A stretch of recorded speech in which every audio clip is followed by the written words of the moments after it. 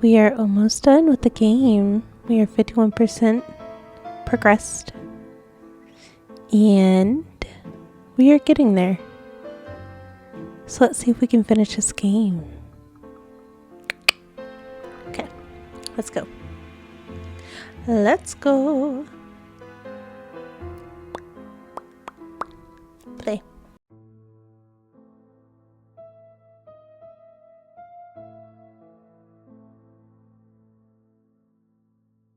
Franklin Clark always seems at ease, regardless of where he is.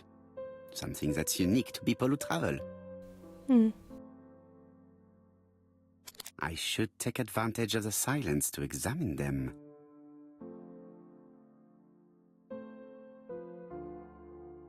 Franklin Clark always...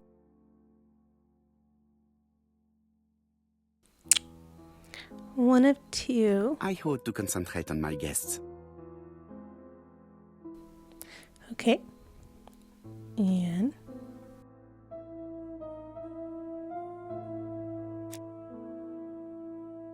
She appears to have taken more care with her appearance than the last time. Looking at Donald. Earrings. And necklace. She's looking at Mr. Fraser out of the corner of her eye. Did she make herself beautiful for him?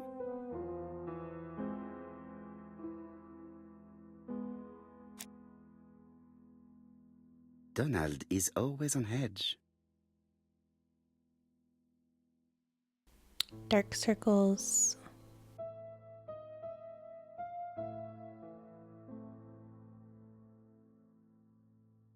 Tense hands. And...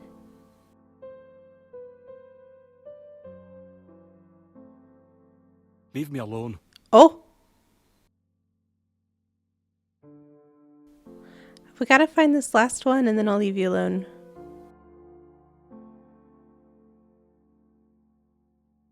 Where is it?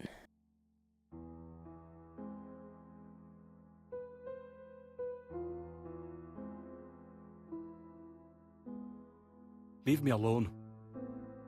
No.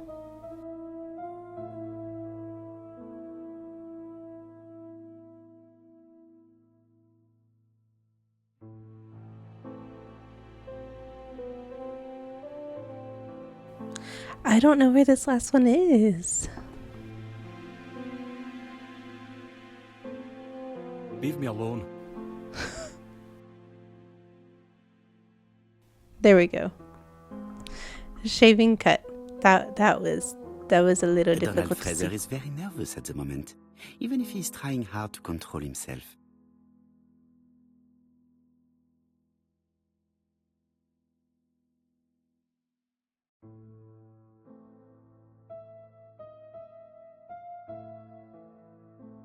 Sometimes I love a brunette, sometimes I love a blonde.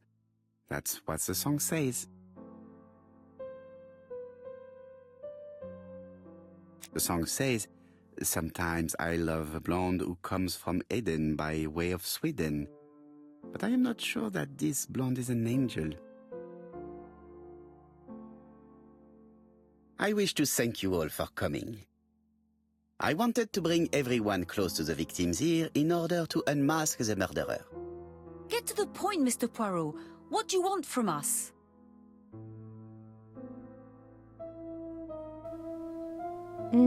Ask Megan the reason for this meeting, or tell Megan not to be in such a hurry.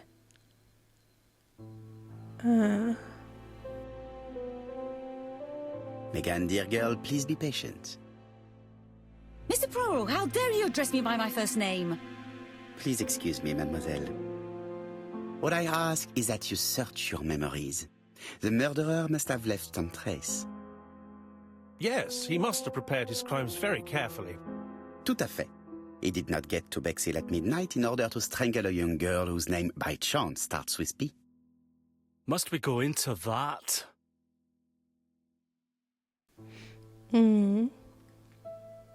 Agree that the subject creates a feeling of discomfort. Tell Donald to get a grip on himself.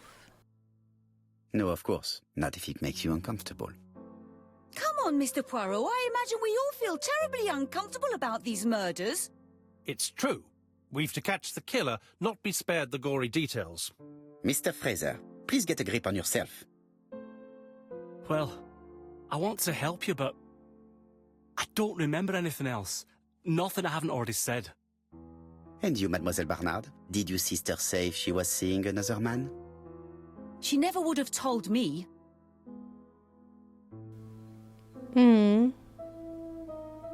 Urge. Allons, surely sisters have no secrets.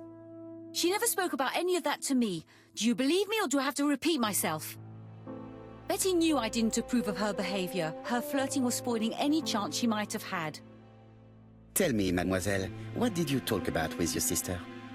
Silly things. Her new dress. She wanted a pair of black stockings to go with it. Mother bought her a brand new pair. The day it happened, she was crying. And to think that Betty never even wore them. Poor Mummy. Your sister used to sing, I believe. Did she ever perform in public? She dreamt about it, but she had a very bad cough. It troubled her greatly. She had to cancel auditions and miss lots of opportunities. A pity. Yes, she sang well, but that doesn't tell us much about the murderer. Qui sait? In any case, we now have enough information to draw up a relatively precise psychological profile. Let us now try and get our brain cells to work. Is the killer clever? Indeed, let us look again at this murder, if you please. You will see that the murderer carried it out to perfection. A passenger timetable, maybe the murderer liked trains. The man seduced Betty before taking her to the beach where he strangled her. Without the ABC, we might have suspected Miss Asher and Mr. Fraser. Mr. Asher and Mr. Fraser, but by signing his crimes, the murderer is making sure that he is accused. In a way, it is very generous of him. The killer is methodical and prepares his crime meticulously. He never forgets to leave his signature behind. Killed when the street was packed with people, that's rather bold, and letters signed ABC announcing the Andover murder. I mean, yeah, clever. Everything was planned out meticulously. Is the killer sure of himself? Yeah.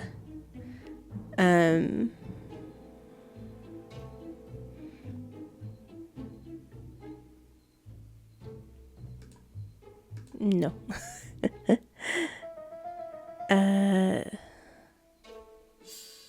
It could be this one. No, it couldn't.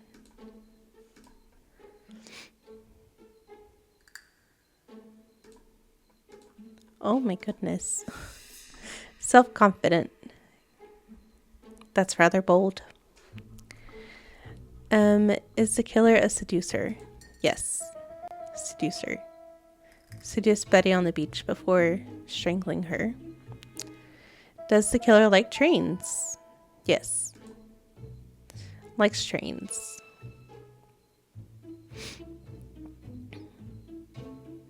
Is the killer impulsive? No.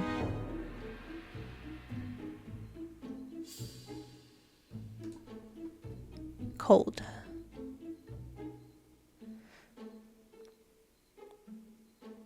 Is the killer generous? Yes, generous.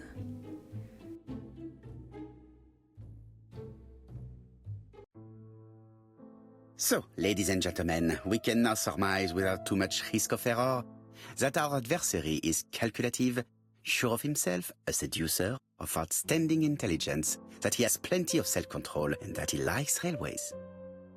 It's a good start. Other meetings may be necessary. I hope that you will be able to come back again. Well, it's just that...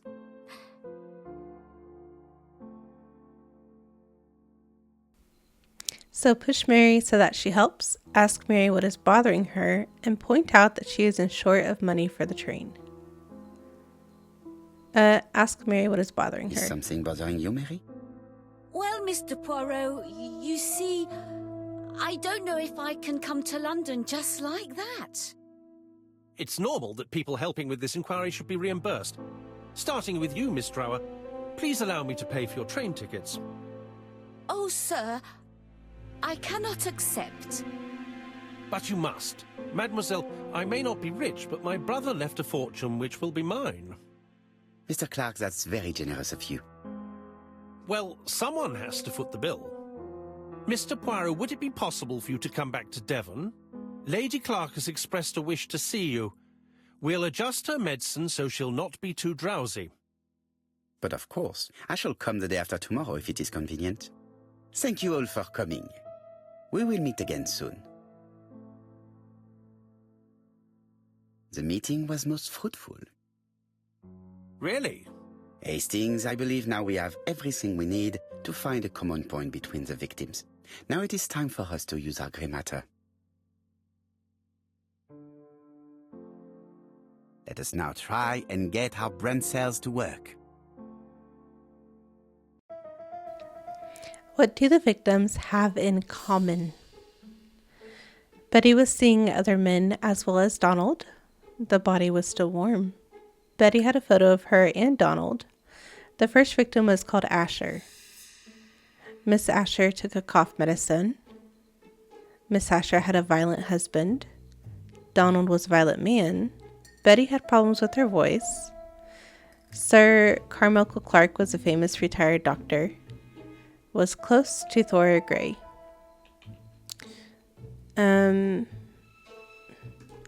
Maybe this. All the victims suffered from throat afflictions.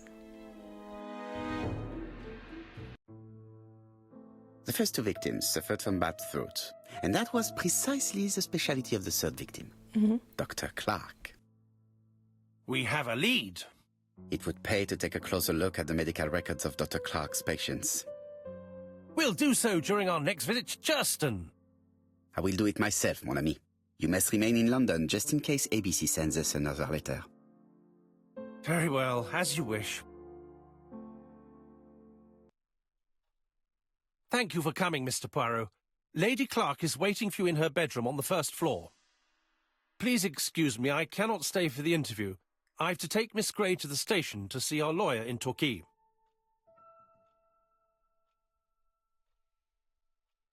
Are you going on holiday, mademoiselle? Not exactly, Mr. Poirot. Miss Gray very kindly stayed with me to settle my brother's affairs, but naturally she prefers to find a position in London. Ah, très bien. I'll be absent all morning, Mr. Poirot, but the nurse is coming soon. She's to ensure that the dose of medicine doesn't make our patient drowsy. Thank you, Mr. Clark. Have a nice trip, mademoiselle.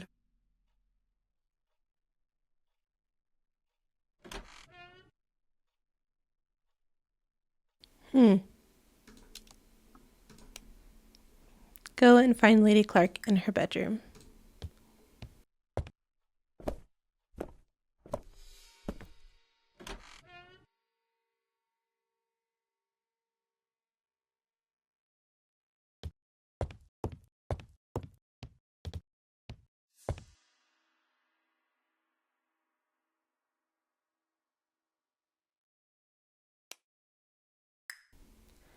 Well, she's right there. Oh, you want me to observe? It would be rude to make Lady Clark wait any longer.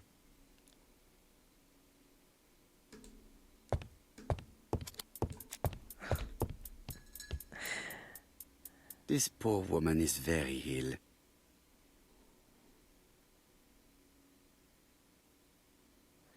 Clenched fist. This is scary. Dazed eyes.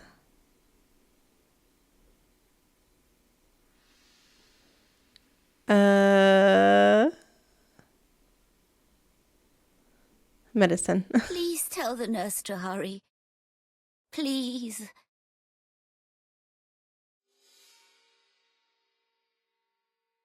This woman is suffering. She is in no state to have a conversation.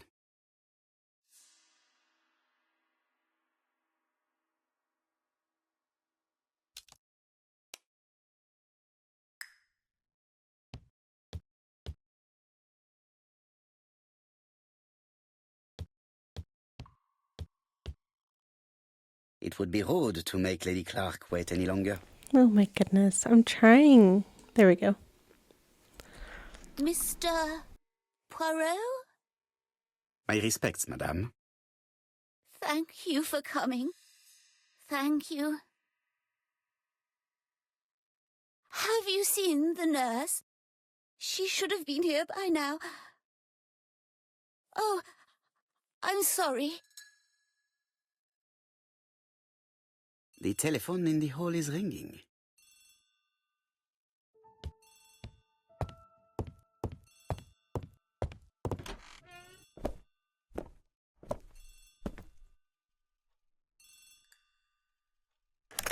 The Clark residence.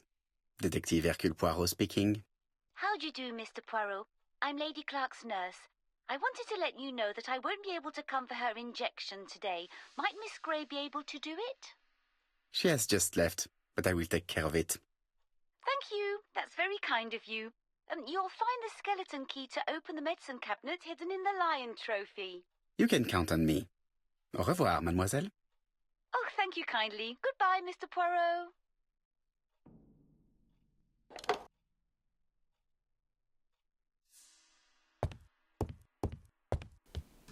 I can hear.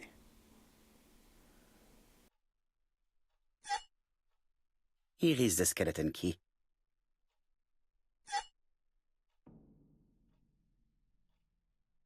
April 1925, Aceh Province, Sumatra.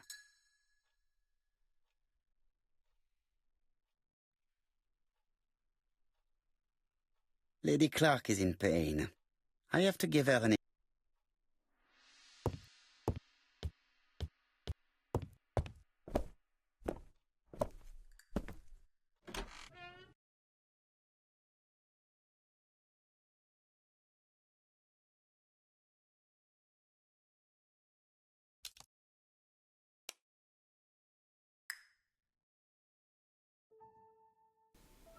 Would it be in here? Lady Clark is in pain. I have to give her an injection of morphine to ease her suffering.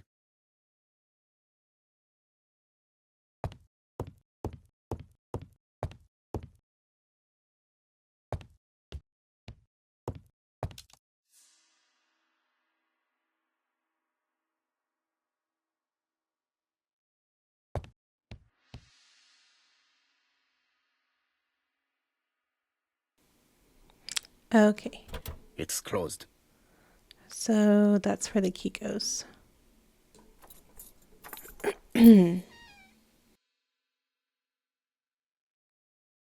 Ah, Mr. Poirot. Oh, I feel better now. Thank you for your help. Ask about what she has to say about the murder. Remind her of her invitation to come and see her. You asked for me, chère madame. Yes, yes, of course, I wish to speak with you. But what was it about? No doubt. You wish to talk to me about what happened to your husband? Ah, yes. Oh, poor Carmichael. Has the madman who killed him been caught? Not yet, chère madame. There was a great many people in Cheston on the day of the murder. Indeed. People go straight to the beach. They don't come near Coomside. So, there were no strangers around the house that day? Who said that? The people who live here. Your brother-in-law, Miss Grey. Miss Grey? Oh, I don't like her. Franklin wanted her to stay, but I insisted she should go immediately. You are entitled to do so, naturally. I'm pleased that you approve. The others have been taken in by her. But at least you can see through that self-pity act. See what she's up to. Oh.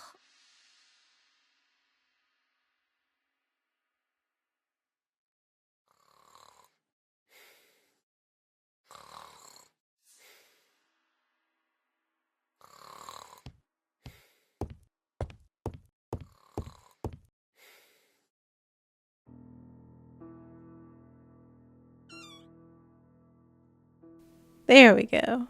Okay. So. I hope that Hastings will not be cross with me. This has a 1 on it. So maybe this one goes down first. And then the silver. And then the bronze.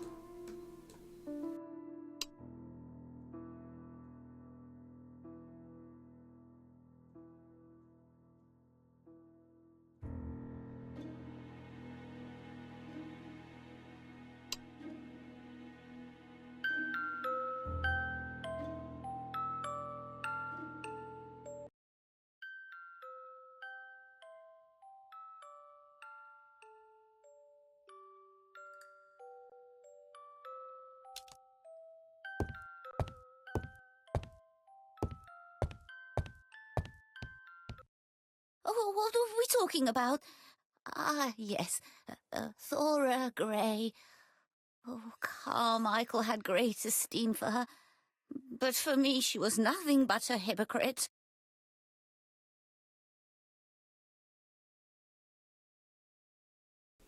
I'll approve.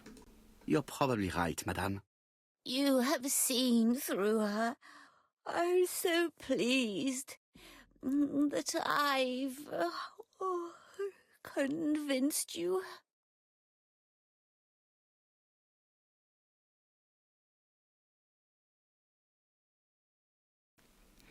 Admit being wrong about Thora. Remind her that Thora is an orphan. Is Thora an orphan?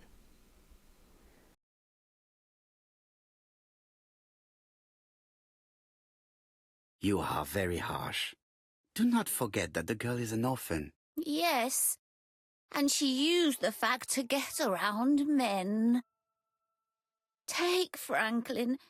He's fallen for her sweet-talking charms. Oh, he's a lovely boy, very plucky and sure of himself. But so naive. Oh, when it comes to women.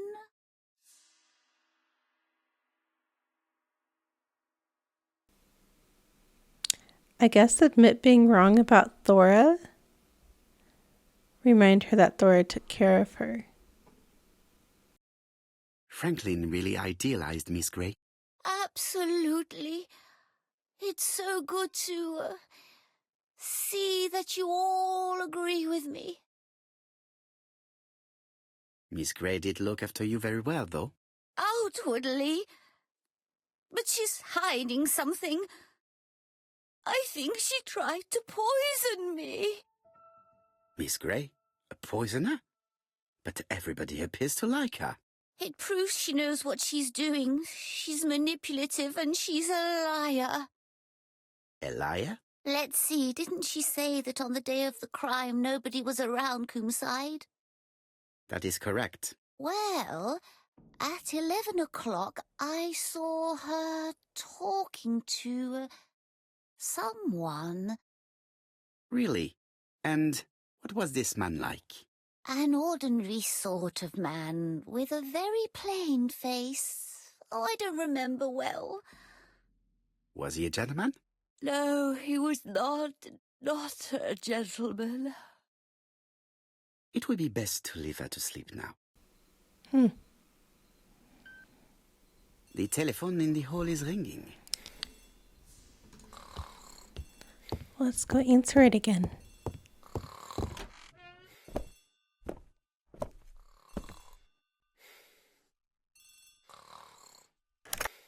Hello? Poirot, is that you? Hastings here. Thank you for calling. Have you received a new letter from the murderer? No, thank goodness. How are things in Churston? I questioned Lady Clark, but I will not leave until I have examined everything of interest to me here. Fortunately, Franklin is absent, and I have a skeleton key. Have you seen Thora Grey again? Briefly. But rest assured, I intend to summon her to London soon. She's a fascinating girl. But secretive. I would like to ask her a few questions. Poirot, she wouldn't hurt a fly. Each to his own, my friend. Yours are pretty orphans, mine old ladies that have the maladies. Poirot, are you mocking me? No ill intended, rest assured. À bientôt, mon ami.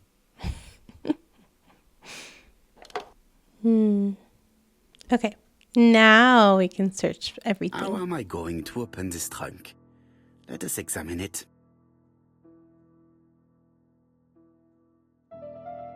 Ooh, some kind of combination. Okay.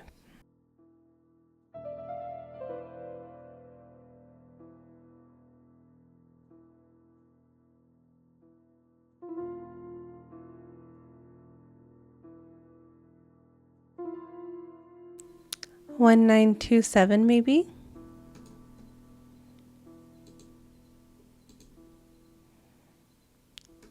Possibly.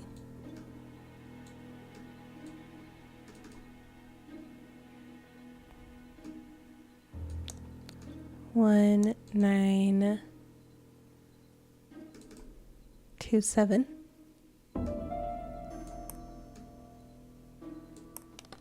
Oh, Leaving the code on the trunk. What a strange character Franklin is. what's this?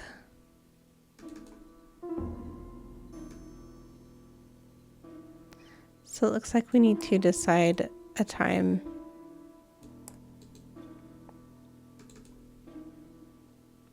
$31,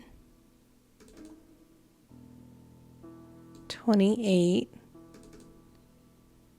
$5. 31, 28, 5. I wonder what that's for.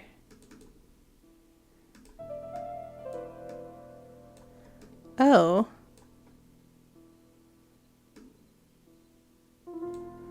Oh no.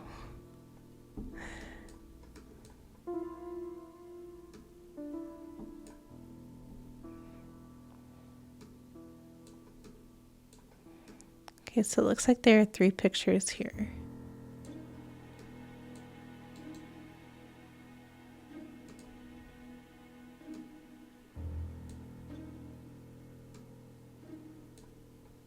Seven.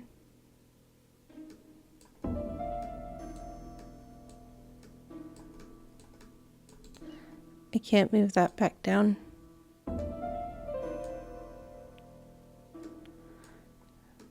20. Well, maybe this one needs to be on the middle one as well.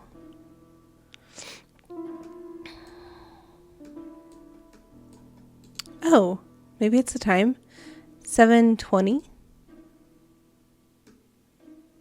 Let's see.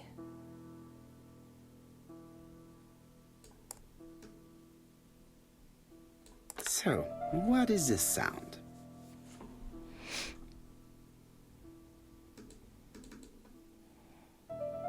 I should be able to open the trunk now.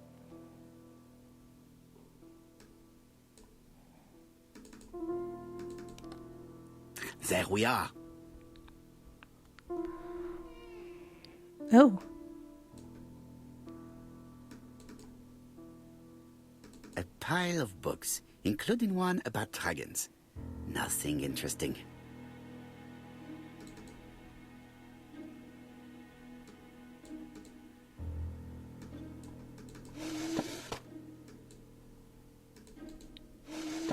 Okay.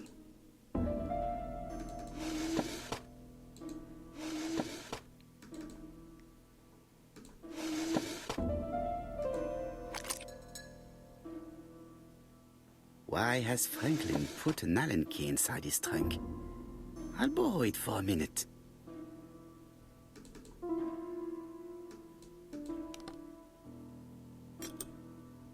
Oh. Whiskey and other good quality drinks. Mr. Clark really has refined tastes.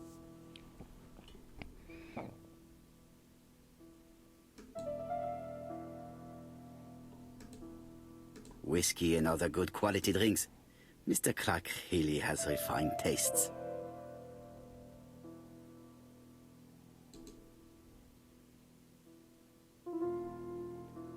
Okay.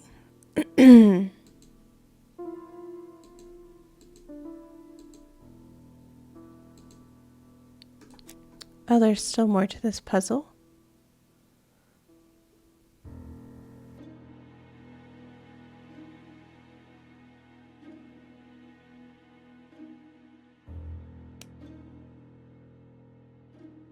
An Allen key. It can be used in 5 positions.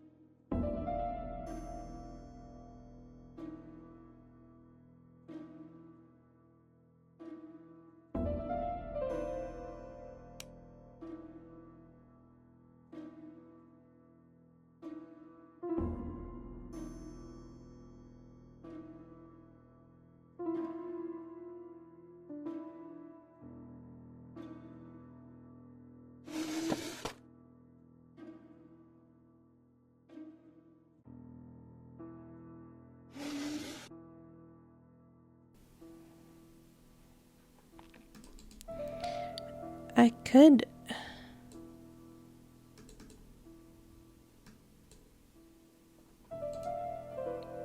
I mean, it looks like I'm done with the puzzle. This drawer has nothing. Okay. So why would this one open?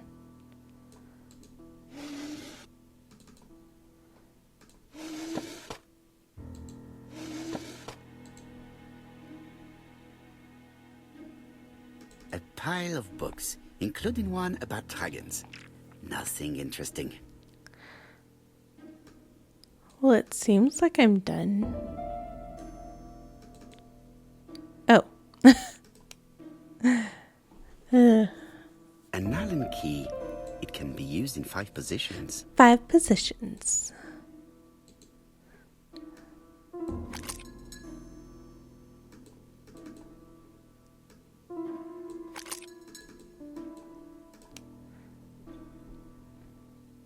An Allen key.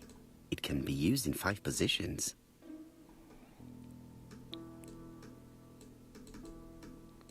Well, we need this one. Oh.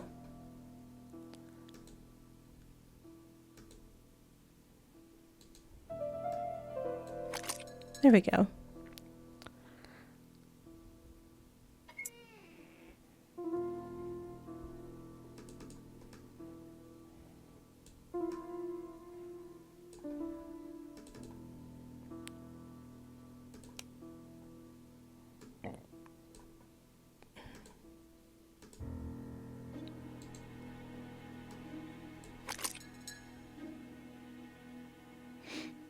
Another screw. Okay. And then same thing over here, it looks like.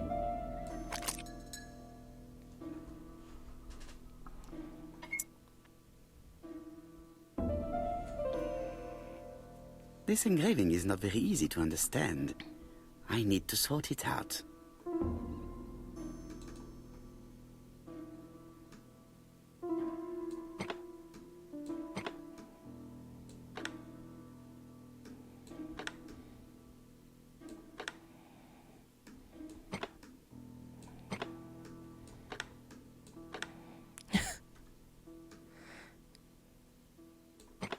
Okay. So these fit.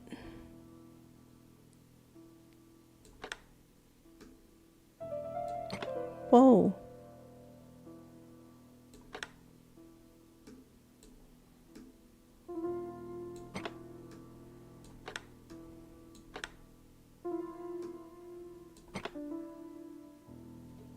That looks right. It is blocked.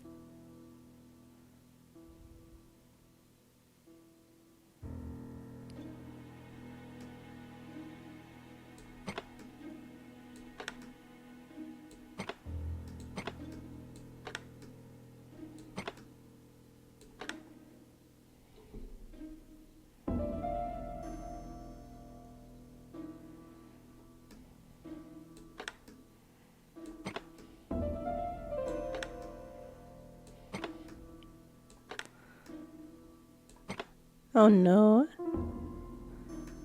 Maybe this needs to be up top.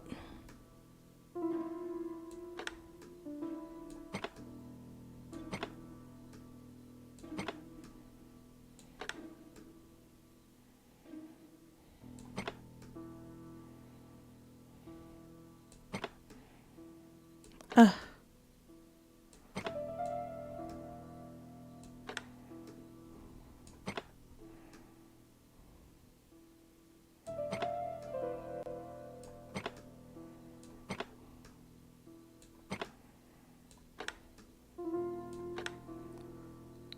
Mm-mm.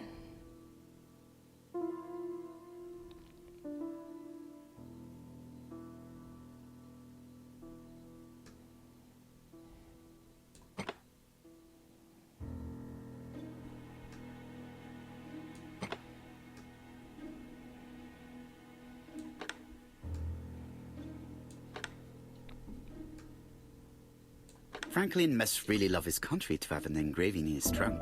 Okay. I think I heard the panel above release.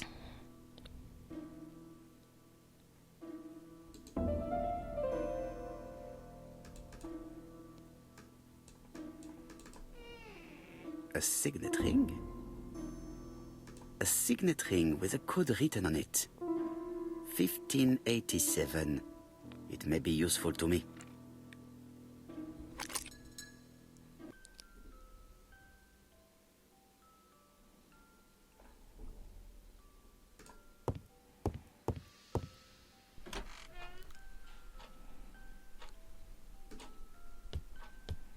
This was locked earlier. The door is locked.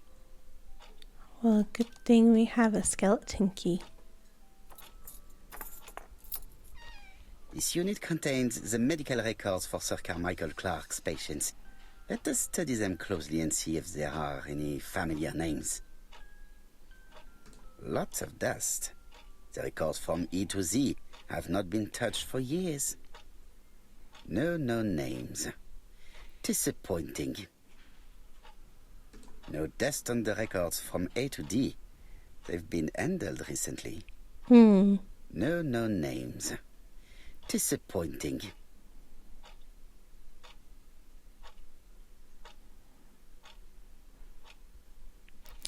I think that was everything in here. So let's go out. And into this room. Looks like we can go. Oh.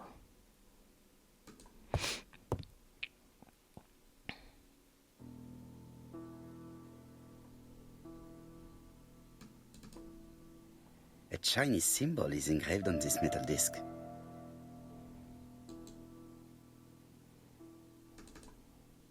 Well, well. The characters engraved on this padlock resemble those engraved on the metal discs.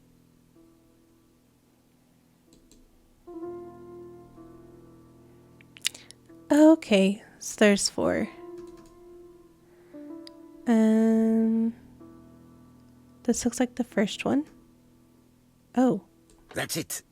This character appears to be the right way round. Okay, so this is the last one.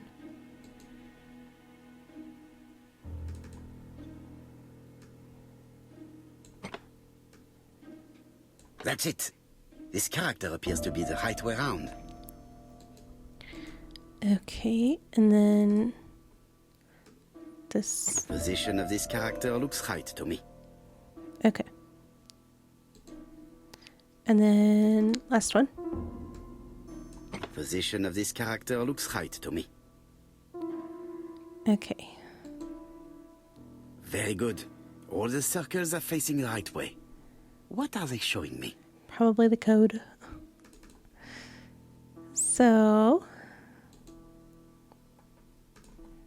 let's see. And then this one. No, it's not the right code. Let us check the Chinese characters again. I know it's not the right code.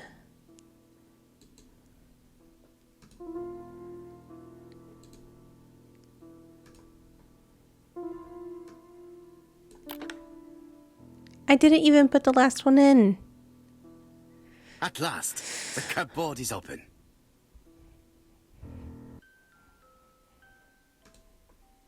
The Railway Children, E. Nesbit.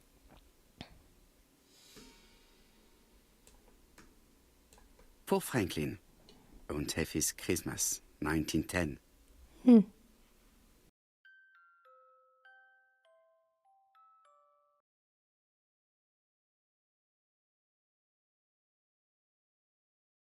Genteel and wild, English countryside revisited.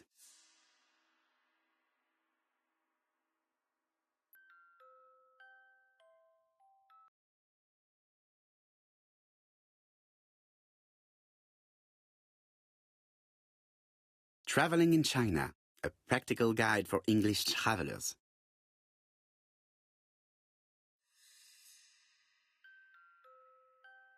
Helmet, flask, and rifles.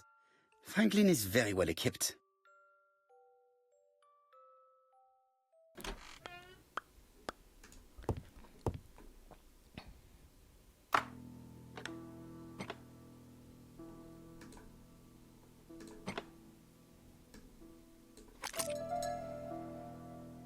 The plates around the picture appear to have unlocked.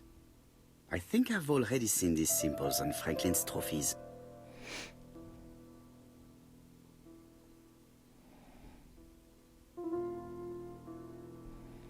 Yeah, I'm not really sure.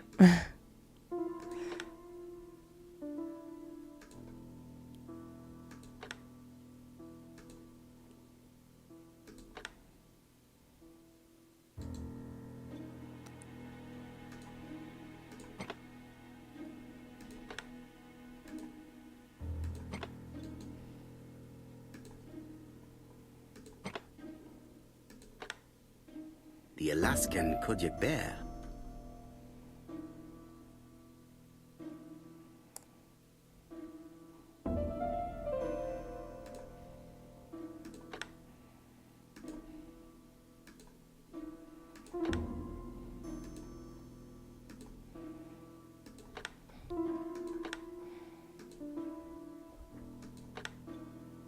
The lion of Sumatra. We're just winging it.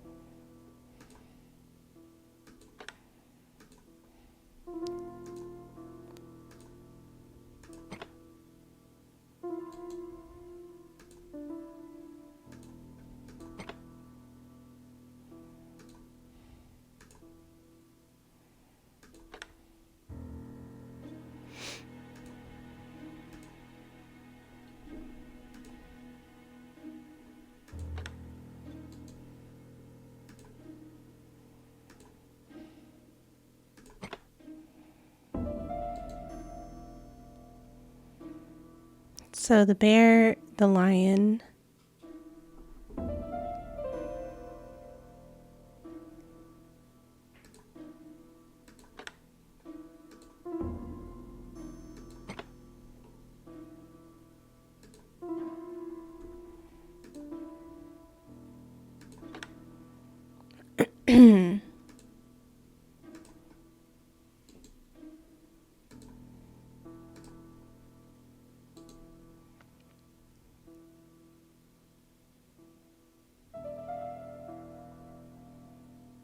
it's like they have to match up in some way.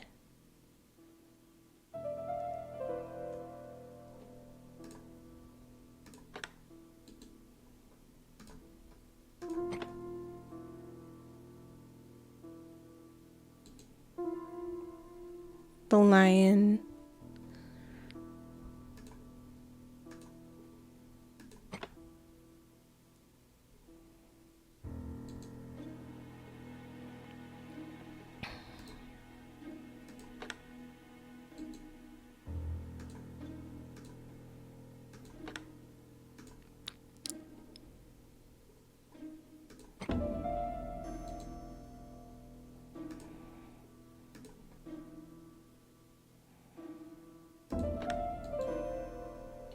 See, it would help if I had seen the trophies.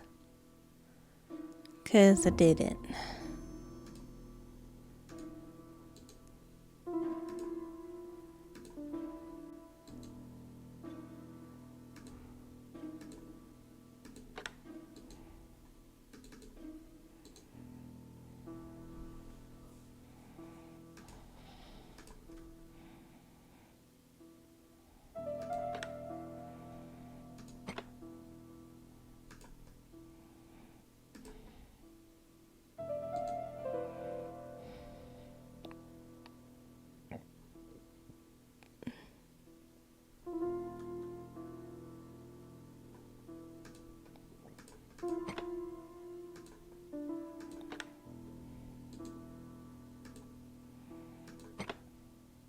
the African kudu.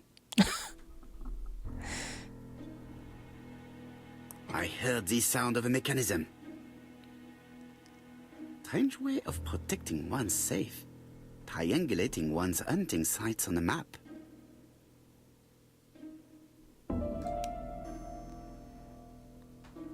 A signet ring bearing the Clark's family's coat of arms. A number is written on it. What's the number?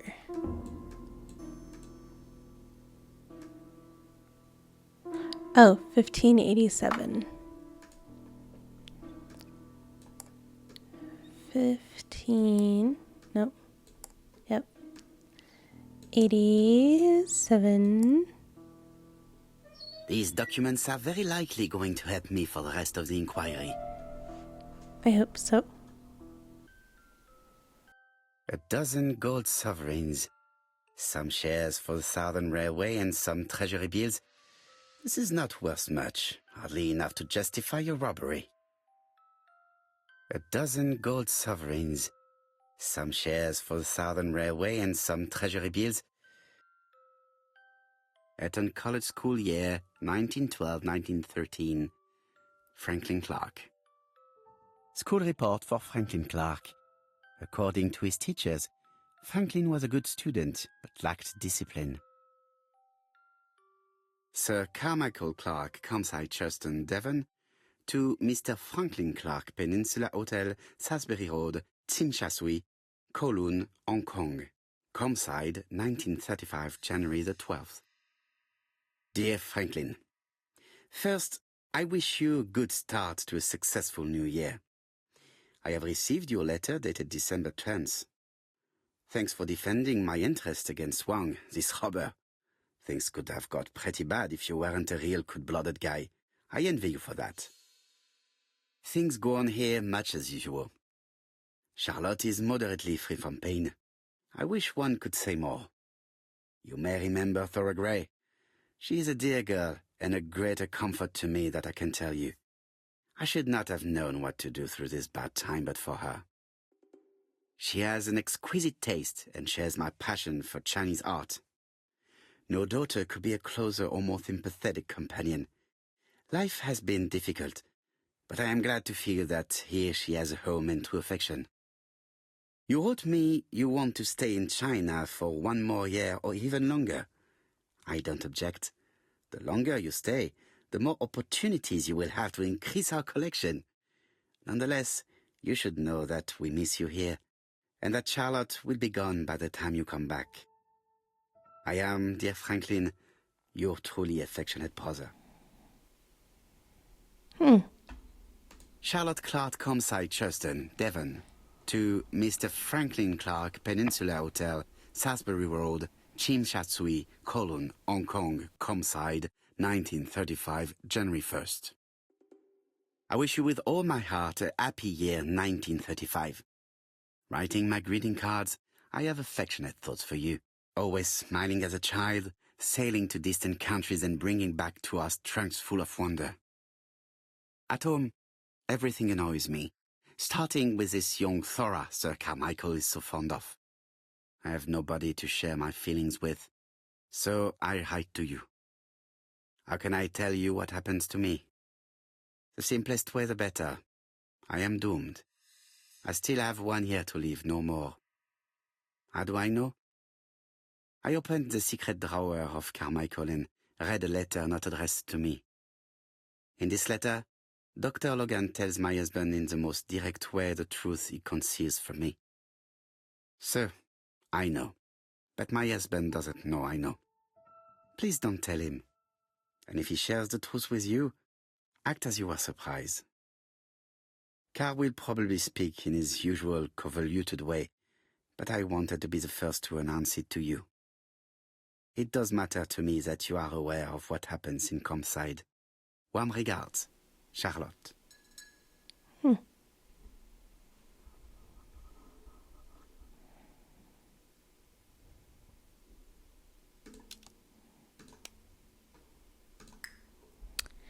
Okay, is there anything else in this room? Oh, here are the trophies. Bear. July 1920. Alaska Peninsula. That would have helped. That would have helped so much. February 1922. South Africa.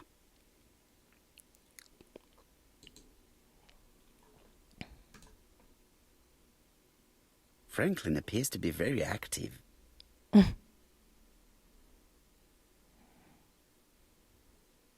.375 caliber rifle. Tennis racket and shoes. Not this. Impressive collection. Franklin Clark appears to be a typical British gentleman. A good sportsman, a hunter, a traveler. Mm-hmm.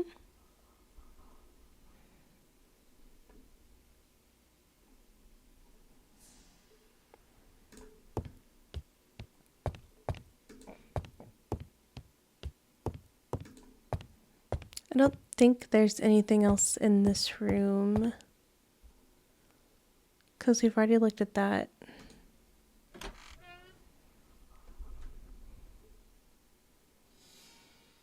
Let's see if there's anything in the mirror.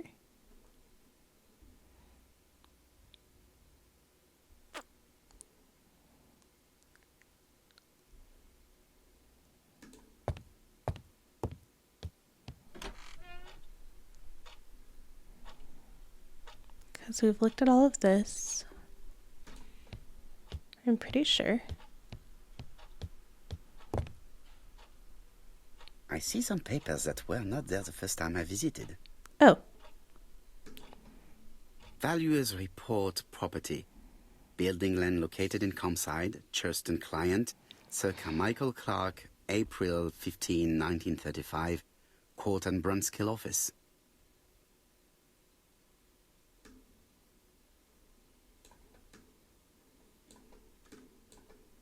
Court and Brunskill.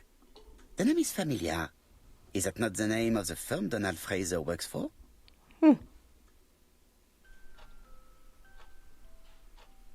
These daggers are only ceremonial weapons. I do not think that the crime weapon is here. These daggers are only ceremonial.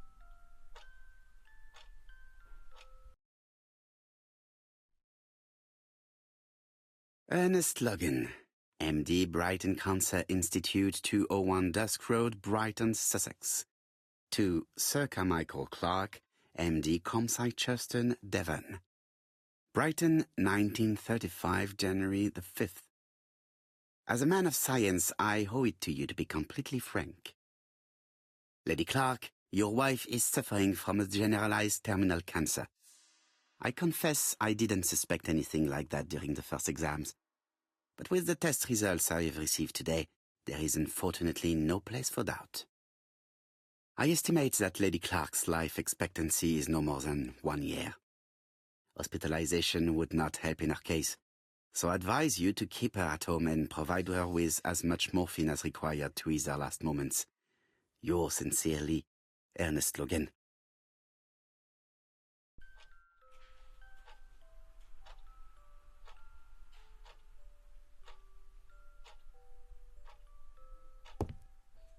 Sir Carmichael's collection could rival that of a major museum. Mm-hmm. Order and method above all. Let us finish examining the mansion while no one is around.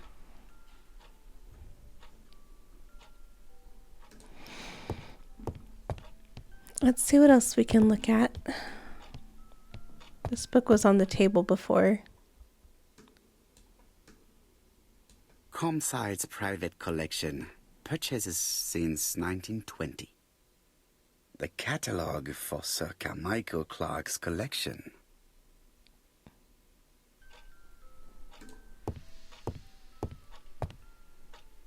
Oh, I guess this is different.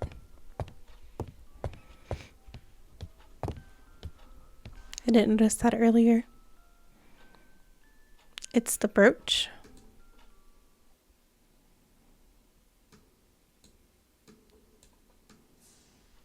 A dark dragon for a bright-haired maid. See. I've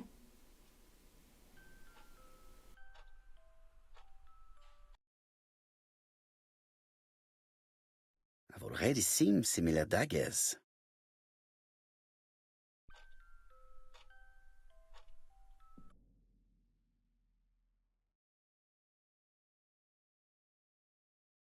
Attention, Franklin. Task list. A. Ordering Lady Clark remedies. Done. B. Tidying up real estate property files. Done. C. Calling the lawyer about inventory. Done. D. Update the tenant-farmer list. Done. E. Update land rent accounting. Done. F. Ordering a restock of arsenic. Done. P.S. I have left on the living room table some of my things I don't want to keep. The locket and the dagger. I am sure you know why. Thora.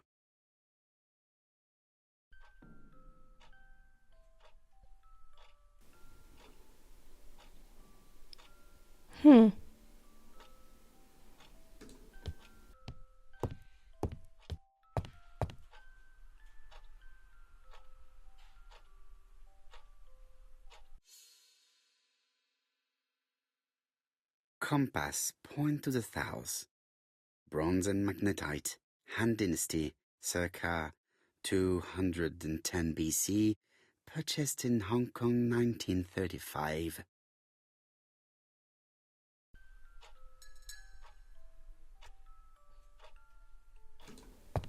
There are some very valuable objects here.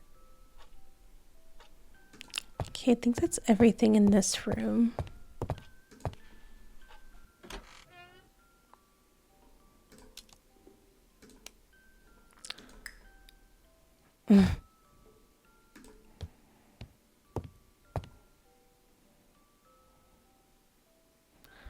That's to the door. We've already looked at this.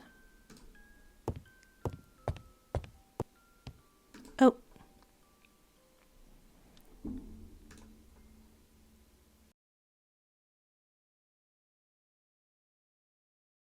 The Black Dragon's Curse. To Franklin, who will never grow up. January 25, 1928. Car Charlotte.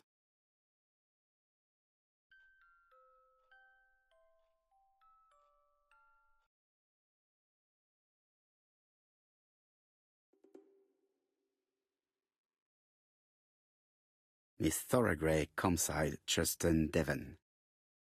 Arsenic trioxide thallium.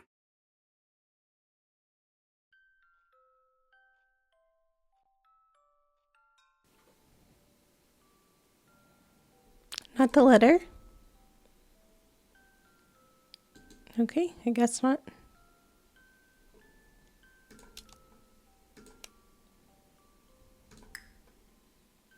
I am not going to leave Comside now. I still have some things to do. The surroundings. So do I need to go out this door?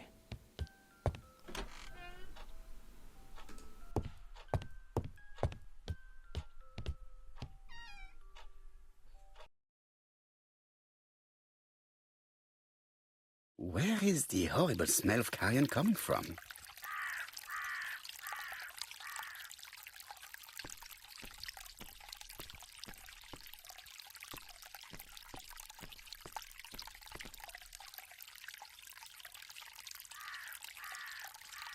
Brown pellets. Revolting. Brown pellets. Revolting. Tut-tut. The gardener does not follow the alignment. There, that's better. It is symmetrical.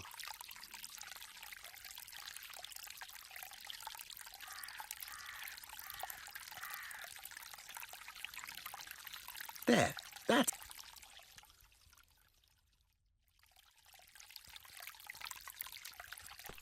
Something makes me feel uncomfortable.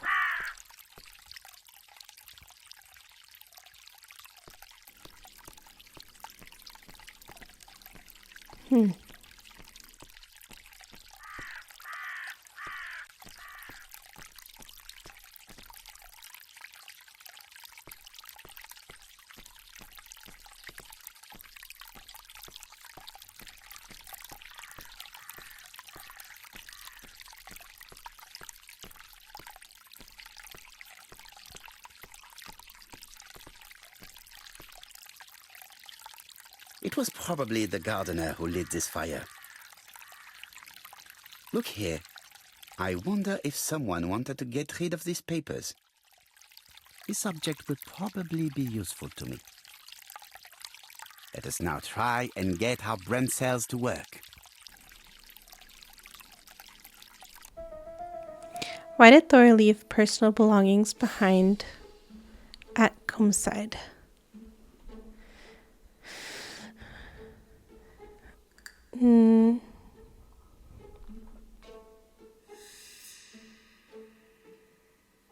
Thor left Sir Carmichael's gifts and a letter behind. Nope. No. The dagger. Thor does not want to be accused of theft. Everything that Thor Grey has left behind comes from Sir Carmichael's collection. He most probably gave them to her, but she chose to leave them here rather than run the risk of being accused of theft. It is understandable when you know just how much Lady Clark mistrusted her. Let us now try and get our brain cells to work.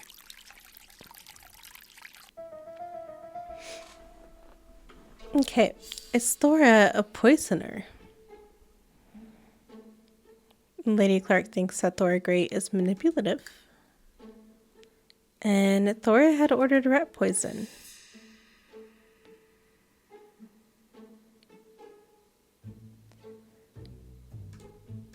But it's for the rat.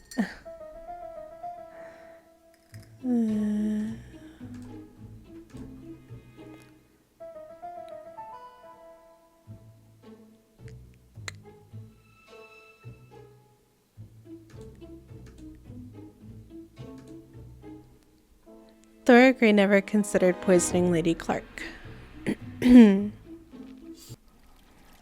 Thor Grey had no reason to kill someone who only had a few months left to live. The poison she ordered was for rats. The gardener must have made good use of it, considering the stinking remains on the path, not far from the property. I've finished here. I must put the skeleton key back and inform Hastings that I'm returning to London.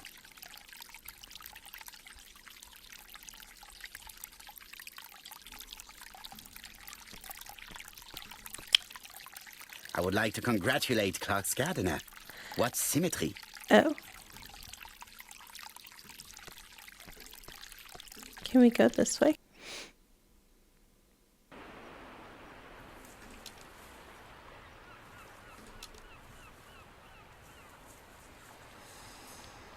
Oh.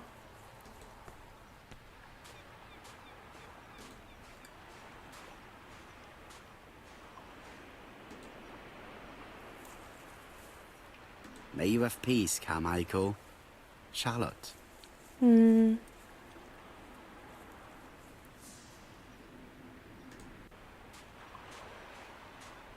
let's go put the skeleton key back.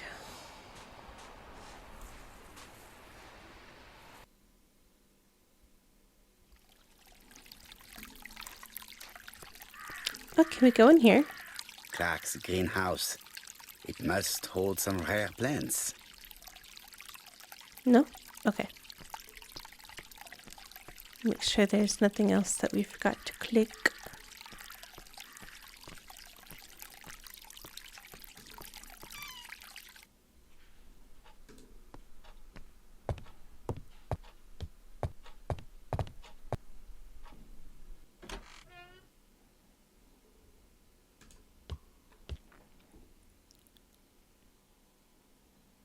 April 1925, Aceh Province, Sumatra. This is where the skeleton key goes. Perfect. Nothing else is keeping me here.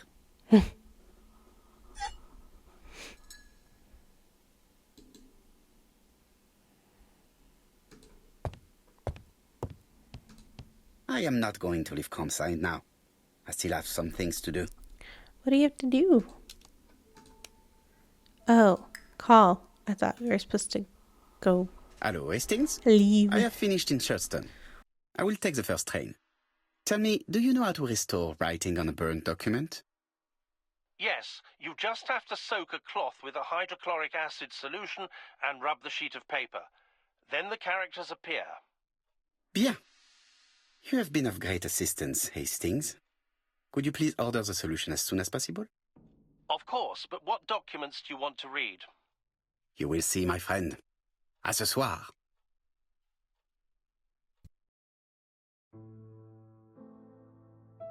Donald Fraser is here. He insisted on waiting to see you. Okay, Donald Fraser. Let's talk to you.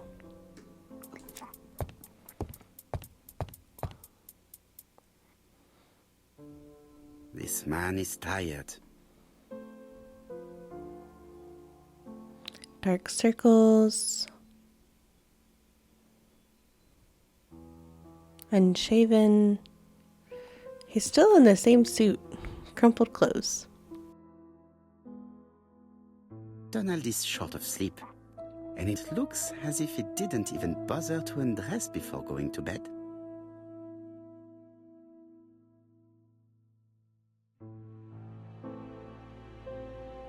Mr. Poirot, I don't know why I'm here. Become impatient with his indecision. Accuse him of being guilty. Reassure him about the fact that he will be listened to. Reassure. You wanted to talk, and you came to find the only man capable of hearing you. Mr. Poirot, since Betty's death, I've doubts about myself. I don't know what to do. And I keep having a horrible dream 3 nights in a row. Become impatient, encourage him to continue, or point out that it's not a psychoanalyst office. Encourage him to continue. Have a drink, and tell me about this dream.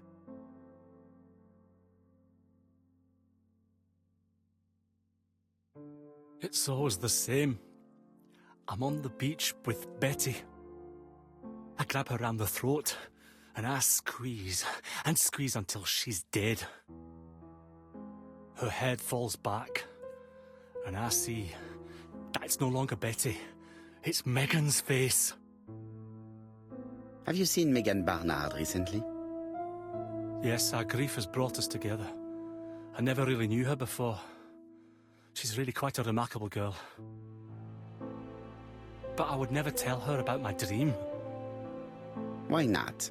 Is it her you are attacking in your dream? No, it's Betty. And once Betty is dead, it's Megan's face that appears in its place. Very interesting.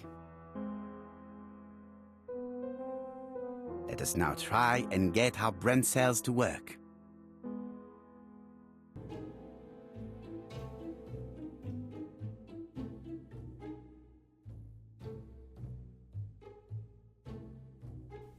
Okay. Donald is starting to have feelings for Megan and he feels guilty about abandoning Betty. Mr. Fraser, I think that the real meaning of this dream is that you are in love with Megan Barnard.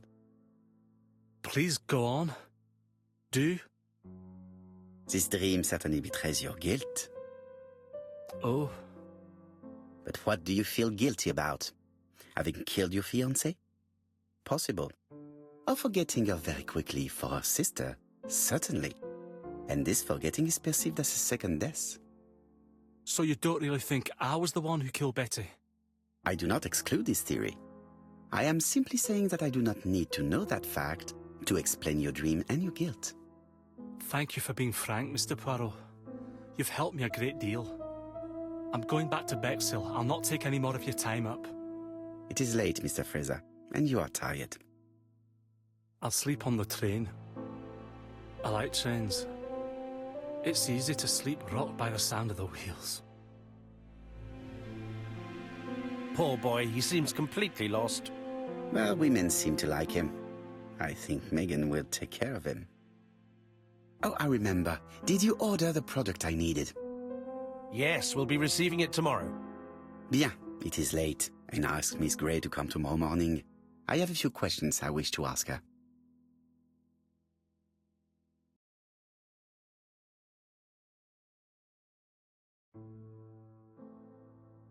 Mademoiselle, I asked you here in order to answer a very important question. Remind her that she did not see anybody on the day of the murder. Accuse her of having lied. Accuse her of being the killer's accomplice. We'll remind and then we'll accuse if we can. Am I right in thinking you said that you did not speak to anyone on the day Sir Carmichael was murdered? It's the absolute truth. Yet, Lady Clark maintained that she saw you talking to a stranger on the front doorstep. Really? She must have been mistaken. Oh, I remember now. I'd forgotten all about it, but it wasn't important. It was just a salesman. One of those traders who sell stockings from door to door. Can you describe him to me? Medium size. Glasses. Dark suit and a felt hat. Not the sort of man you notice. Completely harmless. That's why I forgot all about him. Nothing else? He was very hesitant and shy. Usually door-to-door salesmen are very confident, but he wasn't. Indicate that she lied about leaving Churston. Ask whether she resigned of her own free will. Point out that her departure is suspicious. We'll ask whether she resigned. You did not leave Churston willingly, I believe. I don't wish to lie. Lady Clark did not appreciate my presence. And Franklin could not go against the wishes of a sick lady. He is a good man, and he worries a great deal about his sister-in-law. I noticed that you left some personal belongings behind at Churston. Ask if she will collect the objects. Ask if she will return to Churston. Say that the objects presented a risk.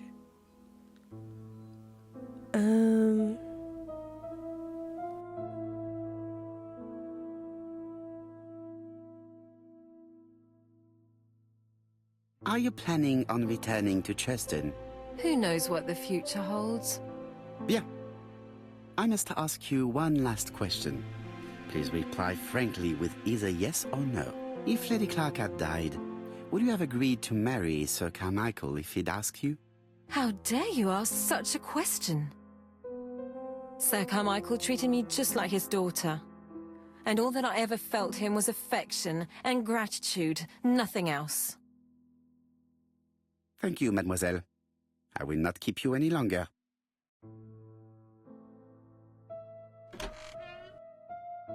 I met Thora Grey on the stairs. Her cheeks were ablaze, and she appeared to be deeply hurt.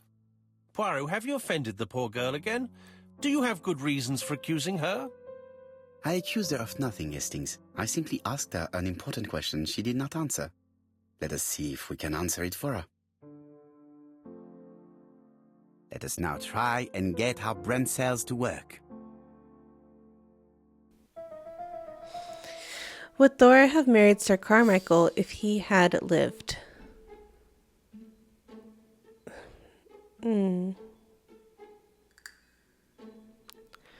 Was close. Okay, so Thora Grey stayed behind to settle Sir Carmichael's affairs.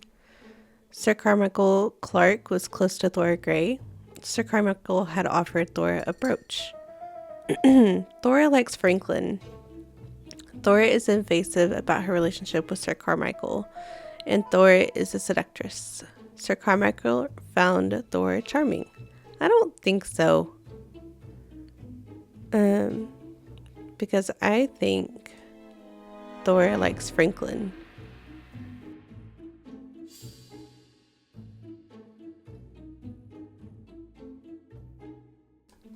But it could be all of these, but I don't think so. So likes Franklin. I know that one. Yeah, she is evasive, but she's in mourning as well. She wasn't a seductress, I don't think. And she did stay behind for the affairs, but that was her job. She wasn't really evasive.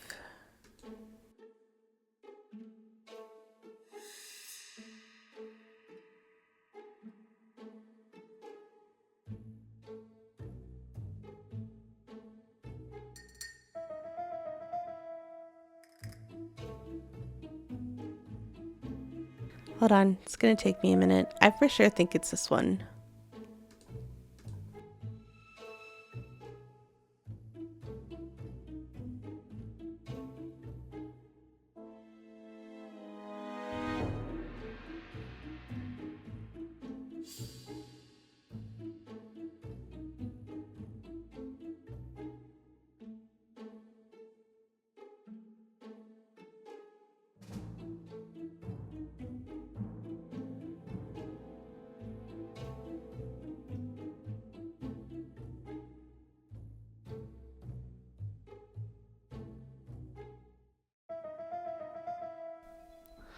Thor wanted to be married and certainly would have succeeded in doing so. Ooh. You must know how to read between the lines, Hastings. When Sir Carmichael refers to paternal affection, he's lying to himself. Read this engraving on the brooch. A dark dragon for an angel with glossy hair. These are the words of a lover, not a father. Lady Clark was not wrong. What if Sir Carmichael had fallen in love with his secretary? That doesn't mean that she forced him to do so. True, there are extenuating circumstances. She is a penniless orphan. But she's calculating. Just look how she avoided it when asked if she would have married Clark. I see. You think she seduced Sir Carmichael for her own gain, and that now she is doing the same with his brother. Poirot, your world is a very dark place. Do not get carried away, mon ami. We have another more important matter to settle. Really? Yes, would you believe that Miss Grey taught me something new? Let us now try and get our brain cells to work. Is there another common point between the murders? The stockings. I believe the stockings. A stocking in an account book. Okay. No objects of value for sale in the shop. Miss Astor's personal effects, a stocking box, and an account book. The murderer is a seducer. Bexhill is a very popular seaside resort. Thora Gray saw a door-to-door salesman coming towards the house the day of the murder. Thora is unable to precisely describe the door-to-door salesman she met at Combside. Betty's mother is upset that her daughter never got to wear her gift, a box of stockings. It's the stockings. Before each murder, the victims, someone close to them, were in a situation where they could buy stockings. It's perfectly clear, Hastings, perfectly clear. Indeed, a stocking seller visited Andover, Bexhill, and Churston on the day of each murder. We have our suspect. This should be of interest to Job.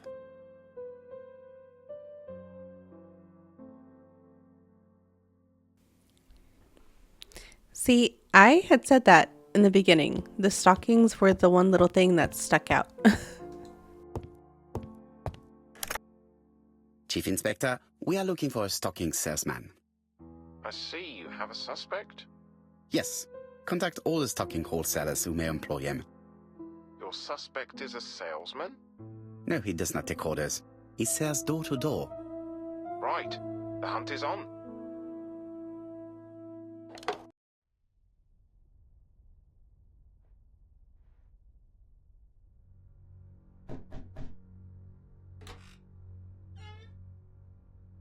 Are you leaving, Mr. Cust?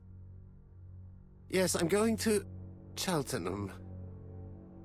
You shouldn't travel today. You don't look very well. I have to. I have engagements. I must respect them.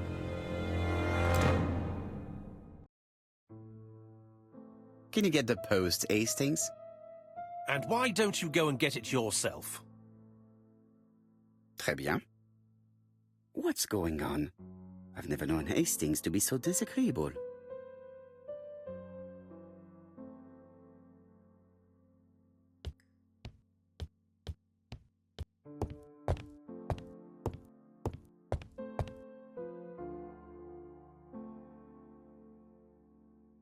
Poor Mr. Poirot. I'm quite sorry for you. If at first you don't succeed, try again. We've a long way to go still. Typery? No, that comes later. Letter T. The next little incident will take place in Doncaster on September 11th. So long. ABC. I should compare this letter with the one on my desk which I received earlier to see if it does indeed come from the same person.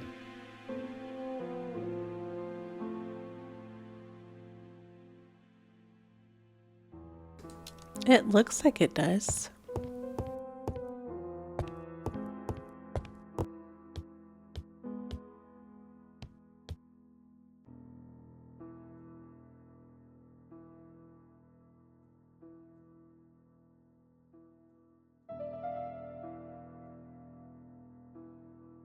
Let us examine this more closely.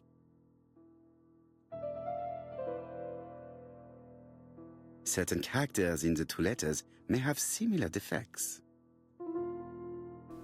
Oh, it looks different, Yes, the A appears to be quite unusual.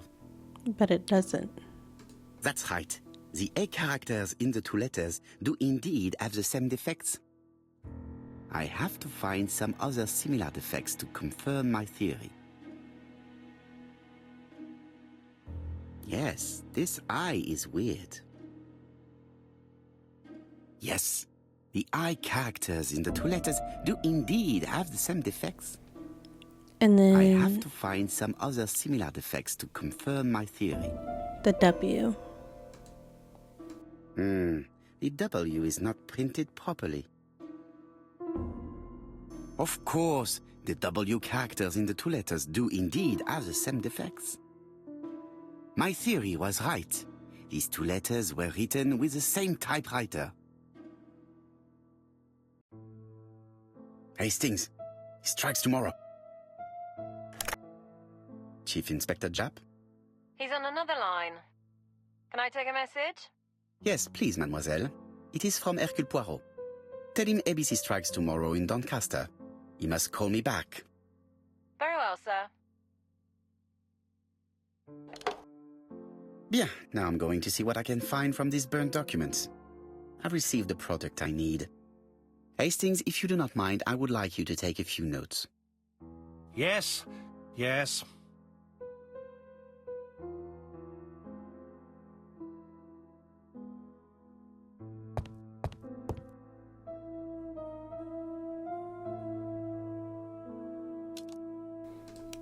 Decipher the burned document. If someone has tried to get rid of these documents, they may be important.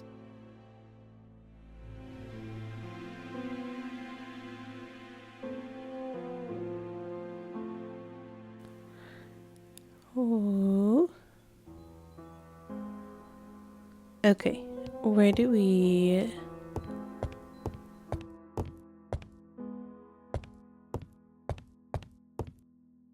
So, how are you getting on? I'm ready to take notes. Look in the mirror.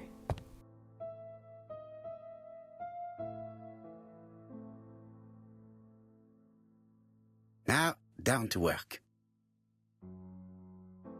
All of this needs putting in order a little.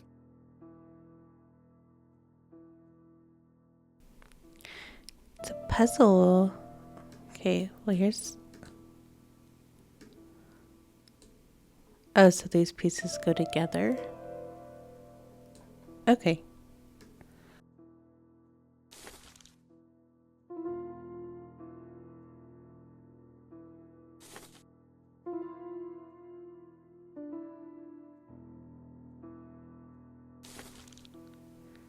And then...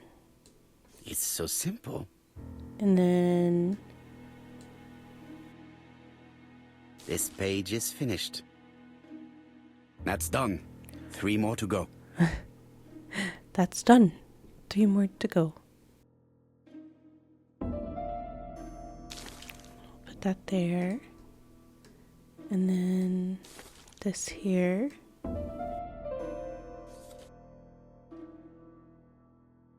does not look too difficult. And then... This page is finished. And that's 2 done. It's easier than I thought. Okay. This one looks like that, and then right there. It's so simple. And This piece should be placed here. And This page is finished. there we go. Only 1 more. Keep going. Okay. This one might be a little difficult. No. Oh, see. Difficult.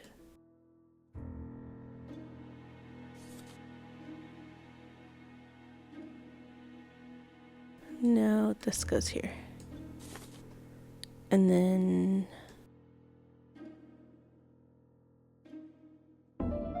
This piece should be placed here. well, I placed it there. This page is finished. There we go. All the pages are reconstructed.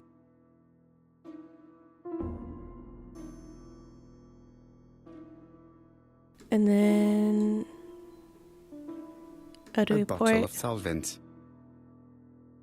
A dry cloth.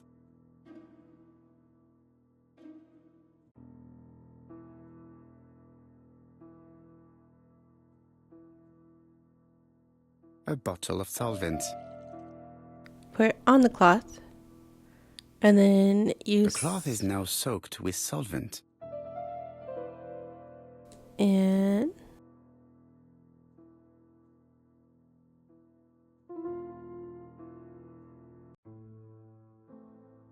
Got it! Make a note, Hastings, make a note. Mrs. Alice Asher, shop owner in Andover. Tracheitis, hemoptysis, prescribed laudanum. I got it. Look. Poirot, where on earth did you find these files? On a fire at the bottom of the garden at campsite. All right, but where did the person who burned them find them?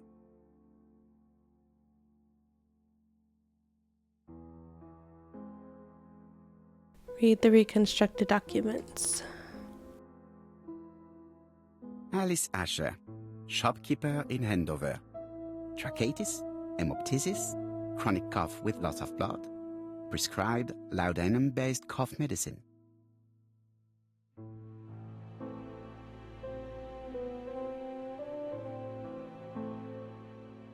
Betty Barnard, waitress in Bexhill. Chronic bronchitis causing dysphonia. Advised to stop smoking. Alexander Bonaparte Cust. While wounded, mustard gas and head trauma. Pulmonary emphysema. Hemoptysis. Coughing fits with blood. Suffers from absences and amnesia. Dick Dudley Dunbar, owner of the Black Swan Hotel in Doncaster. Asthmatic, heart disease, heart condition. Let us now try and get our brain cells to work. Where do the burn documents come from? To a hospital.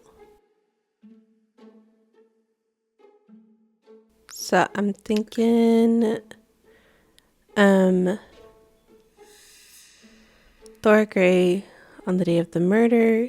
There were many people in Tristan. Sir Carmichael's medical records have been consulted recently. All the victims suffered from throat afflictions. And Miss Asher's name is visible. The documents come from Dr. Clark's patient records. The burned documents are medical records, and without a doubt, they come from Clark's archives.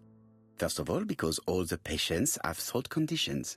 And secondly, their name starts with either A, B, C, or D, and it is precisely the files that match these letters that have been tampered with. But why burn these files? How come the names of the two victims appear on them? And who are the two other patients? These are very good questions.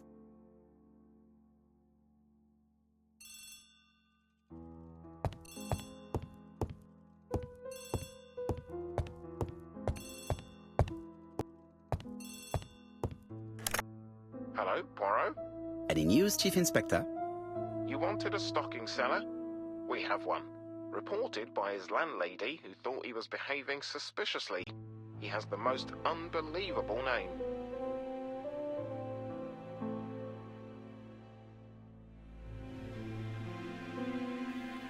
Alexander Bonaparte Cust. Alexander Bonaparte Cust. Yes, Alexander Bonaparte Cust? How did you guess? Poirot, you have magical powers.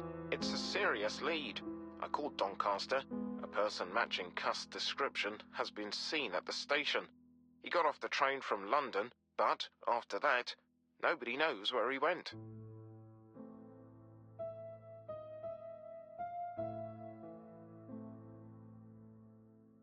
Look for him at the Black Swan Hotel.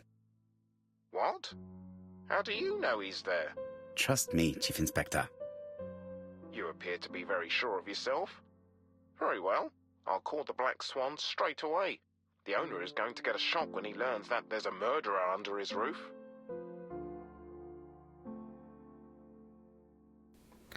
Ooh.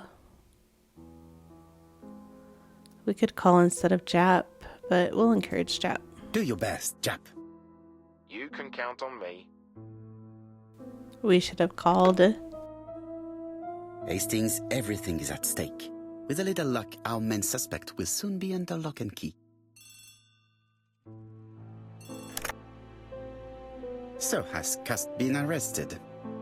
Yes, the Doncaster police are sending him by train. That is good news. But why so gloomy, Chief Inspector?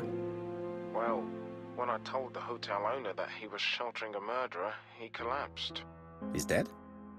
No, fortunately, but it has taken its toll on him. It has to be said that with his name starting with the letter D, he had every reason to fear Cust. I bet he was going to be the next victim.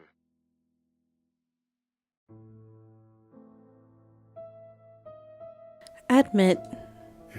Chief Inspector, I believe that I share responsibility for this incident. What do you mean? I saw Mr. Dunbar's medical records. His heart was weak. I should have warned you. It's very honest of you to tell me that, Poirot. I appreciate your gesture. Please keep me informed of his progress. You can count on me. I'll do what's needed. I will visit him at his bedside when the killer is caught. That's typical of you, Poirot. We should focus on the next part of the investigation in order to avoid other incidents. While we're waiting to question Cust, we could search his room in London. Where does he live? The Marbury Guest House? I'll see you there.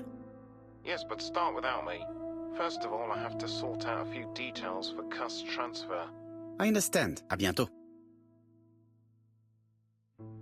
Hastings, we are making good progress. Please go and search the room of our number one suspect. With pleasure. I did have a dentist appointment, but I'll cancel. The dentist. So that is why you were so nervous and bad-tempered. A visit to the dentist is never an enjoyable prospect. But an unavoidable one. Go to your appointment, Hastings. I will manage on my own.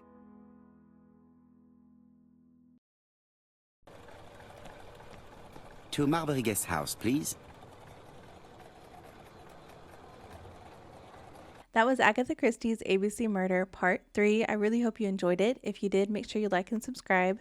And turn on your notifications of when I upload again. I'm still trying to get my schedule all figured out. We are so close to being done with this game, and I'm really excited about it. Speaking of, if you have any other game suggestions, comment them down below. Also, comment down below if you think you know who did it, if you have that figured out. If not, say that too. I am also streaming over on Twitch. Penguin63, same name as over here. If there's a game that you've wanted to see play and you just don't want to get it to play it, let me know. I'll try it out. We'll see how it is together. But yeah, I hope you enjoyed it, and I will see you later. Possibly on my stream? No. Pop in, say hi. Or lurk. We like the lurkers too. Everyone is welcome. Okay, well, yep, I guess that's it. So until next time, bye.